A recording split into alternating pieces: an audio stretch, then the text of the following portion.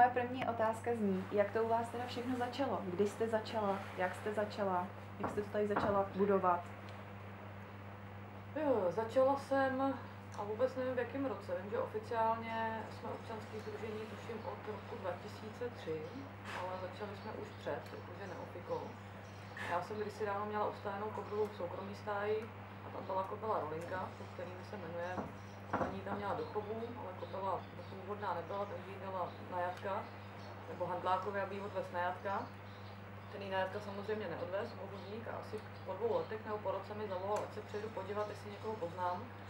Tak když jsem ji viděla, stav šílený, tak jsem kobylu vykoupila zpátky a to byl vlastně první kůň.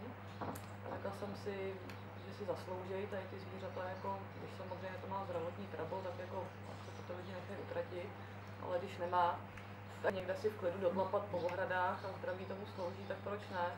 No a takhle pak Rolinka, pak byl Eda a pak další a další a další a to jsem dělala v Šimonovicích u rodičů na zahradě, plus se pronajali jako okolní pozemky, co tam byly.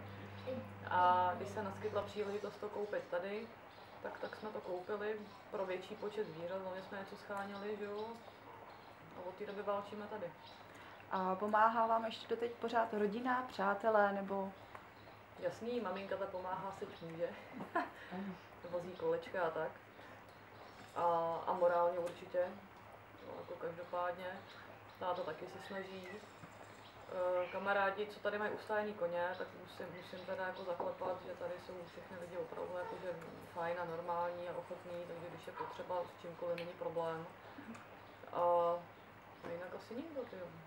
Asi nikdo jiný, ale třeba jako nějaká. Občas nějaký brigádník, že přijde, ale to jsou všechno lidi, kteří chtějí jezdit. Tady ty koně jsou z 99% nejezditelné.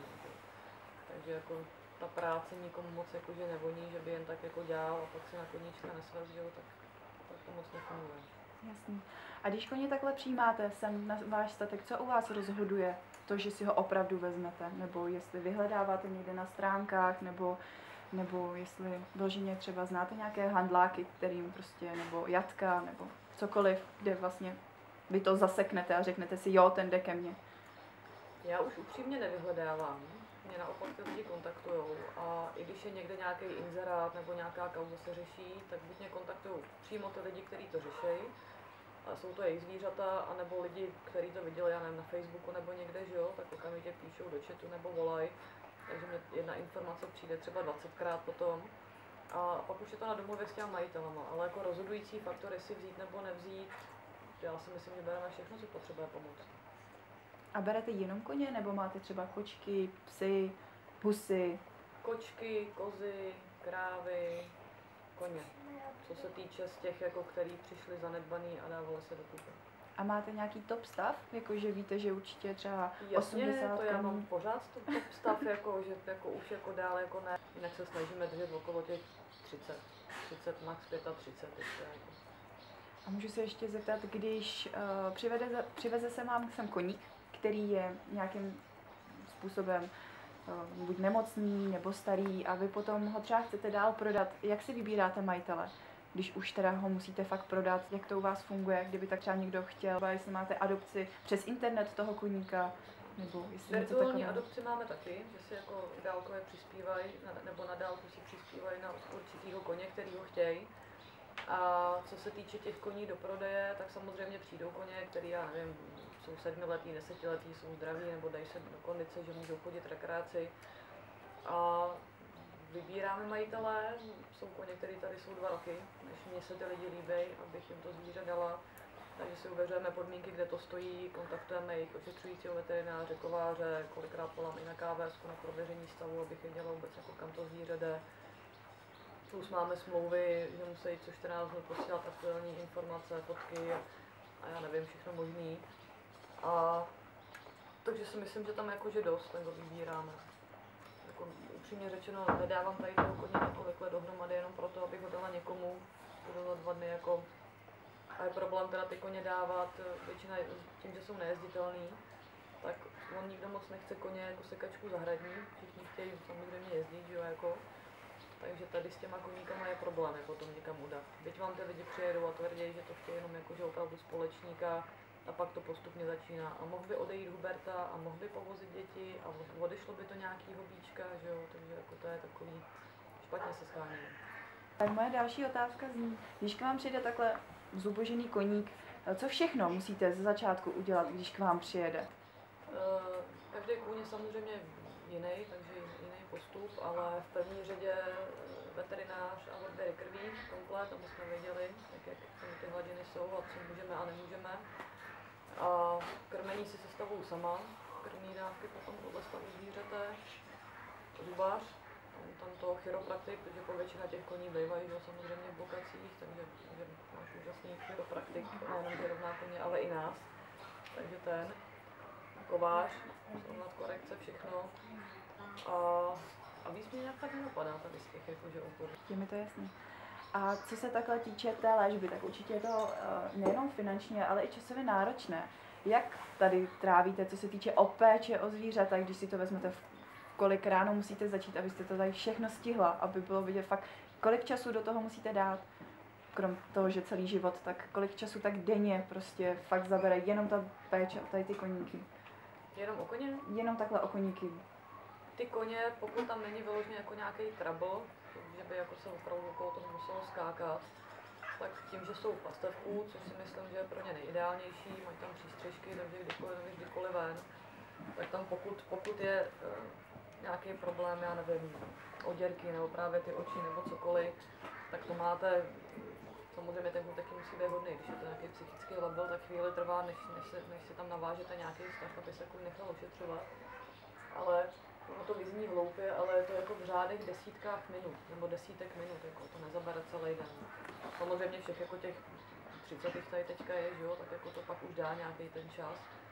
Ale vlastně musím zaklepat, že ty koně, co tady jsou, už jsou v kondici, už se dali dohromady ze stavu, v jakém přišli. Myslím, že tady teďka není žádný kůň, hubenej, není ne, latuška ještě možná taková, ale tam to je spíš jako krvná kondice.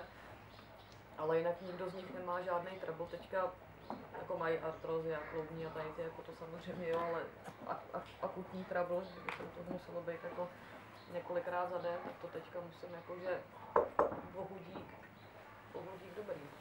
Dobře, a co se takhle týče té artrózy, podepsala se třeba pod vás nějaká firma nebo vás sponzoruje vloženě, že by vás fakt sponzorovala nebo dotovala třeba Alavis, Fitmin nebo různé tady ty značky, jestli jednou tak za 2-3 měsíce nám posílá balíček Alavis, si posílá to MSM, Triple Blend, Reflex a takovýhle. Pak máme, ale to není na klouby, firma Irel, Ostropestřec Mariánský, plus dělají repelenty, šampóny na koně, mazání na kopyta, spoustu bylinných hojivých mastí, což je velmi fajn. To je pak ještě, kdo ještě? Mikrob, firma Mikrob, tam máme dost jako ponížený ceny. Tam jako pán je na nás velmi hodnej, to jsou vitamíny, minerály, minerální lizy, sušený česnek, pangamin a de facto nám je schopen namíchat úplně cokoliv potřebujeme aktuálně. A to je asi nějak tak všechno, si myslím. A kdyby takhle přišel člověk, nevím, cizí, třeba jako já, a přivezl vám třeba, nevím, plný barely chleba, nebo nevadí vám to, nebo bylo byste za to rád? Určitě ta krmení, to je složka, která je dnes denně zapotřebí. A máme to dávané i na stránkách jako formu pomoci, takže je spoustu lidí, kteří přijedou, i když přijedou třeba jednou za rok, tak dopředu volají, jaký krmení mají nakoupit, ať jádro nebo jakýkoliv granule a dovezou to, což je samozřejmě strašně fajn, že ty finance, které v tu chvíli jako my jakože ušetříme na tom krmení, tak zase můžu, já nevím, nacpat do výstavby kravína nebo do opravy stájí, já nevím, do veteriny, která je dnes denně pomalu, že jako. Takže je to dobrý potom. To můžete klidně vozit. Dobře. A co se týče takhle o těch financí, tak jsem viděla na vašich stránkách, že máte transparentní účet. A je možný potom sledovat, kam ty platby jdou, nebo co se s nima děje, nebo vy osobně potom zveřejňujete na stránkách, jaká určitá částka šla kam. Je možné si to takhle dohledat.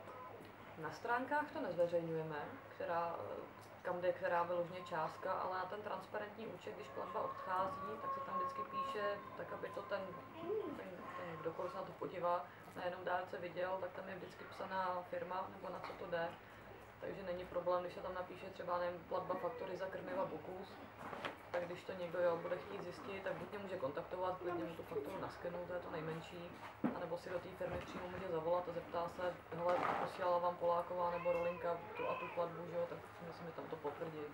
Takže a odkud berete peníze takhle, když nemáte z transparenčního účtu nebo takhle, tak vy osobně odkud teda čerpáte peníze pro tady ten statek? Máme komerčně ustavený koně u nás a děláme chov hříbat, takže z prodeje hříbat, z těch komerčně ustavených koní, plus ty příspěvky na transparentním účtu, no a plus tady děláme další zvířata, který financují ten chod jako koňského domova důchodců. To jsou kozy, drůbež, prasata a krávy. Dobře, a jak plánujete dál do dalších let rozvíjet tuto činnost, rozvíjet váš statek, rozvíjet vůbec Rolinku? Plány jsou velký, ale vzhledem tomu, že v první řadě jsou vždycky peníze, bohužel. Takže musíme postupně tak, jak finance dovolí, ale teďka přesdíváme kravín do stáje, protože stará budova je velký vysypaná, takže to rekonstruujeme. Doufáme, že teďka v nejbližší době se konečně dodělá střecha, aby nám sem netekla, plus se dělají nové ohrady, opravy přístřežků, souběžné, terénní práce, všechno, co je potřeba. Chtěli bychom do budoucna prvou ohradu krytou, určitě, protože ta práce s těma psychicky problémové, že to má dost jakože usnadňuje. A hlavně, když je ošklivý počasí, tak když je to krytý, tak si tam můžeme dělat kdykoliv. Spoustu bychom toho chtěli. Dobře, tak my vás prozatím ode mě a od našeho seriálu Žít nebo nechat zemřít, tak vám děkuju za reportáž, děkuju za to, že jste byla tak upřímná, děkuju vůbec všeobecně za všechno, za krásné přijítí, za kávu, za všechno. A přeju vám teda do dalších let hodně úspěchu, hlavně abyste teda docílila toho, co chcete. Děkujeme taky za velmi příjemnou návštěvu.